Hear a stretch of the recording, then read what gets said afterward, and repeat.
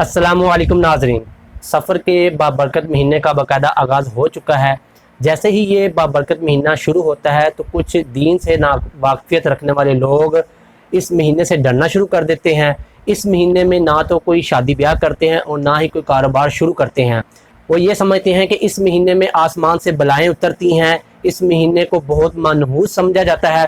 اسی طرح کے مزید اہم سوالات لے کر دوبارہ آپ کی خدمت میں حاضر ہوئے ہیں۔ ویڈیو کا باقاعدہ آغاز کرنے سے پہلے تمام نئے آنے والے دوستوں سے گزارش ہے کہ وہ چینل کو سبسکرائب کریں اور بیل آئیکن کو ضرور پریس کریں تاکہ ہمارے چینل کی تمام نئی ویڈیو آپ تک بآسانی پہنچ سکیں۔ تو سوالات کا آغاز کرتے ہوئے مفتی صاحب سے سب سے پہلے یہ پوچھنا چاہیں گے کہ ماہ سفر کے مہینے میں کتنی بلائیں اترتی ہیں اور یہ ان بلاؤں کے اترنے کی حقیقت کیا ہے؟ بالکل ایسے ہی ہے کہ جس طرح آپ نے فرمایا کہ جب یہ مہینہ شروع ہوتا ہے تو کچھ لوگ ڈرنا شروع کر دیتے ہیں کہ پتہ نہیں اس مہینے میں کیا ہوگا، ہمارے ساتھ جو ہے وہ کتنی مشکلیں آئیں گی، کتنی پریشانیاں آئیں گی۔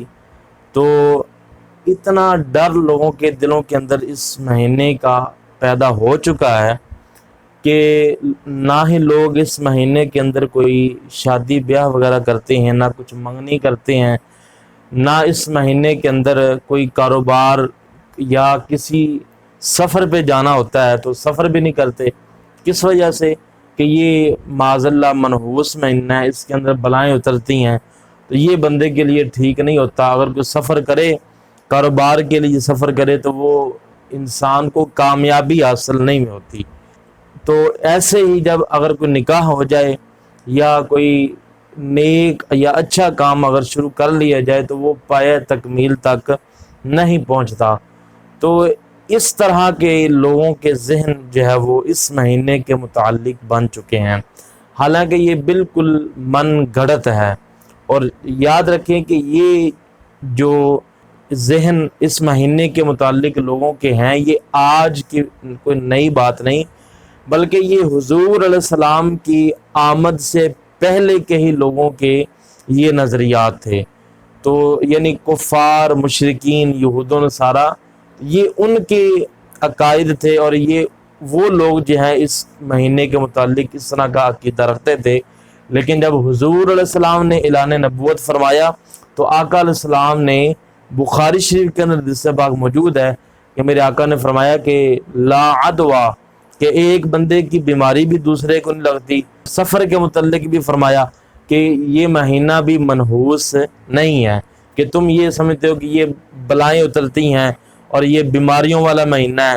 تو حضور نے فرمایا کہ نہ ہی یہ مشکلات والا اور نہ ہی یہ بلاؤں والا مہینہ ہے، یہ باقی مہینوں کی طرح ہی جیسے دوسرے عام مہینے ہیں، یہ بھی ویسا ہی ایک مہینہ ہے۔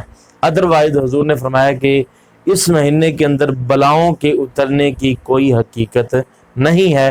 یہ گارنٹی ہمیں حضور علیہ السلام نے اپنی زبان اقدس سے ارشاد فرمائی۔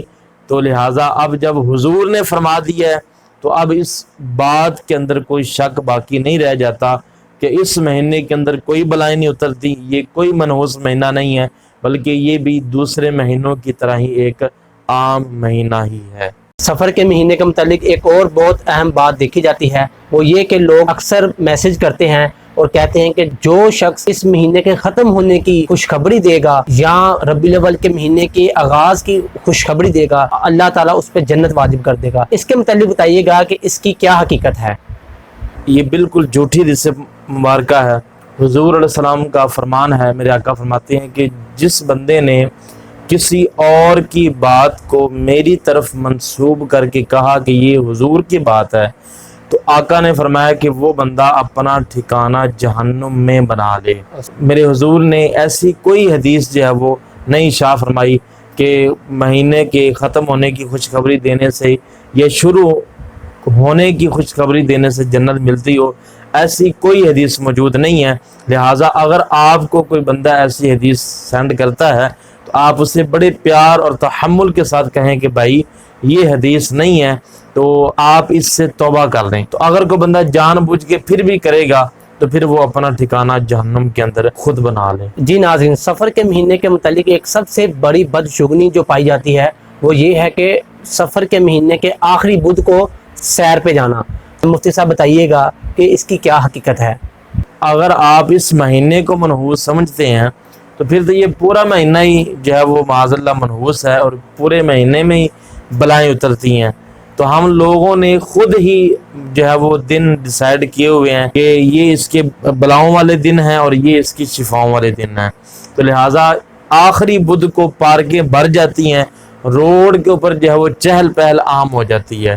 تو اس کی کوئی حقیقت نہیں ہے۔ جب پوچھا جاتا ہے کہ تم ایسا کیوں کرتے ہو، تو آگے سے جواب یہ ملتا ہے کہ حضور علیہ السلام سفر کے آخری بدھ کو سیر کے لیے نکلے تھے، تو حضور علیہ السلام کو اللہ نے شفا عطا فرمائی تھی۔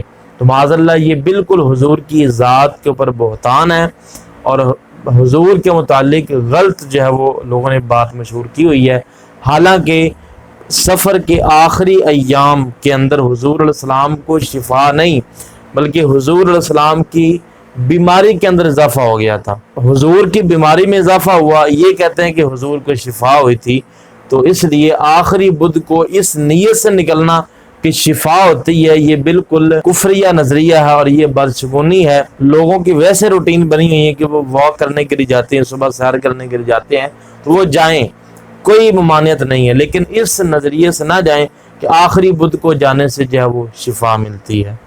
جی مفتی صاحب، اس مہینے کے متعلق یہ بتائیے گا کہ اس مہینے میں کاروبار کرنا یا نکاح کرنا، کیونکہ اکثر دیکھنے میں آتا ہے کہ ربیع الاول کے مہینے میں شادیوں کا آغاز کیا جاتا ہے، تو اس کے متعلق بتائیے گا کیا سفر کے مہینے میں نکاح کرنا یا کوئی کاروبار کرنا ٹھیک ہے؟ جی بالکل، جتنے بھی ہمارے دوست دیکھنے والے ہیں، بڑے ادب کے ساتھ میں ان سے ملتمس ہوں کہ آپ کوئی بھی نیک کام شروع کریں، اللہ تعالیٰ کی ذات کے اوپر یقین رکھ کے، بھروسہ کر کے، انشاءاللہ اللہ تعالیٰ آپ کو کبھی بھی نا امید نہیں کرے گا۔ آپ یہ نظریہ چھوڑ دیں کہ اس مہینے میں اگر نکاح ہو وہ توڑ نہیں پہنچتا، کاروبار ہو تو وہ نفع والا نہیں ہوتا۔ آپ اپنی نیت جو ہے، فرمایا کہ انما الاعمال بالنیات، کہ انسان کے اعمال کا دار و مدار نیتوں پر ہے۔ آپ اللہ کی ذات پہ بھروسہ کریں، دیکھیں کہ آپ اس بات کے اوپر غور کریں کہ مشکلات بڑی ہیں یا میرا رب بڑا ہے۔ تو اگر آپ کے ذہن کے اندر یہ بات آ جائے گی تو انشاءاللہ آپ کا سارا مسئلہ جو ہے وہ حل ہو جائے گا۔ یقیناً جو ہے وہ رب اور اس کی رحمت بہت بڑی ہے۔ آپ رب کی رحمت پہ یقین کرتے ہوئے ہر نیک کام جو ہے وہ کسی بھی وقت کے اندر شروع کر سکتے ہیں۔ انشاءاللہ اللہ تعالیٰ کی طرف سے آپ کو بہت اچھی جو ہے وہ خوشخبری ملے گی۔ جی ناظرین، یہ تھے وہ سوالات جن کے علمی جوابات مفتی محمد قیصر مجتبی صاحب نے ارشاد فرمائے۔ امید ہے کہ آپ لوگ اس پر عمل کریں گے۔ نئے سوالات اور ان کے علمی جوابات لے کر دوبارہ آپ کی خدمت میں حاضر ہوں گے۔ تب تک کے لیے اللہ حافظ۔